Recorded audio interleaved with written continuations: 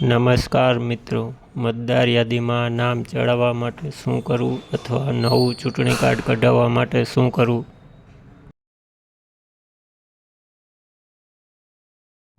સૌપ્રથમ પ્લે સ્ટોરમાંથી voter helpline app download કરવી.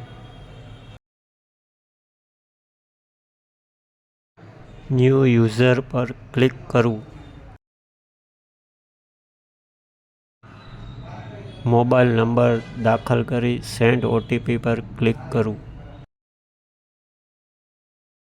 ફર્સ્ટ નેમમાં મતદારનું નામ અને લાસ્ટ નેમમાં અટક લખવી. પાસવર્ડમાં આપને યાદ રહે તે લખી શકાય, દાખલા તરીકે abc@123. ઓટીપી દાખલ કરી સબમિટ પર ક્લિક કરવું. User created successfully. આપનું આઈડી બની ગયું છે. ઓકે પર ક્લિક કરો. મોબાઈલ નંબર તથા અગાઉ આઈડી બનાવતા સમયે પાસવર્ડ રાખેલ હોય તે દાખલ કરો. સેન્ડ ઓટીપી પર ક્લિક કરો. આપના મોબાઈલમાં આવેલ ઓટીપી દાખલ કરો. લોગિન નાઉ પર ક્લિક કરો. લોગિન થયા બાદ વોટર રજિસ્ટ્રેશન પર ક્લિક કરો. ત્યારબાદ ફોર્મ 6 ન્યૂ વોટર રજિસ્ટ્રેશન પર ક્લિક કરવું. Yes I am applying for the first time select કરી નેક્સ્ટ પર ક્લિક કરવું.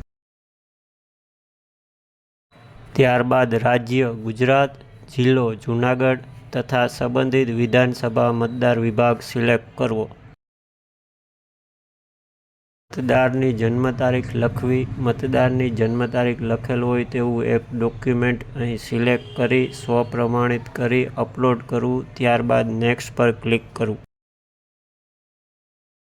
મતદારનો પાસપોર્ટ સાઇઝ ફોટો અપલોડ કરવો. જેન્ડર સિલેક્ટ કરવી. મતદારનું નામ ઇંગ્લિશ તથા ગુજરાતીમાં લખવું. તે જ રીતે મતદારની અટક પણ લખવી. મતદારના આધાર કાર્ડના નંબર દાખલ કરવા તથા મતદારના મોબાઈલ નંબર દાખલ કરવા. મતદારની ઈમેલ આઈડી એન્ટર કરવી. દિવ્યાંગ મતદારના કિસ્સામાં ડિસેબિલિટી સિલેક્ટ કરવી. ત્યારબાદ નેક્સ્ટ પર ક્લિક કરવું. રિલેટિવ ટાઈપમાં ફાધર હસબેન્ડ લાગુ પડતું હોય તે સિલેક્ટ કરવું. નેમ ઓફ રિલેટિવમાં ફાધર હસબેન્ડનું નામ લખી નેક્સ્ટ પર ક્લિક કરવું. પ્રેઝન્ટ ઓર્ડિનરી રેસિડન્સમાં મતદારે પોતાનું પૂરું સરનામું જેમ કે ઘર નંબર, શેરી કે વિસ્તાર, ગામનું નામ, પિનકોડ તથા તાલુકાનું નામ ઇંગ્લિશ તથા ગુજરાતીમાં લખવું.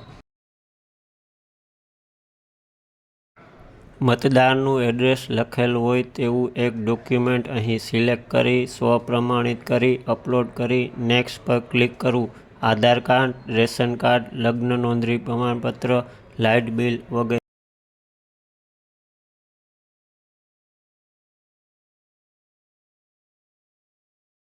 મતદારના ઘરના સભ્ય પાસે ચૂંટણી કાર્ડ હોય તો તેની વિગત અહીં દાખલ કરવી. મતદારના ફાધર, મધર, હસબેન્ડ કોઈ પણની વિગતો દાખલ કરી શકાશે.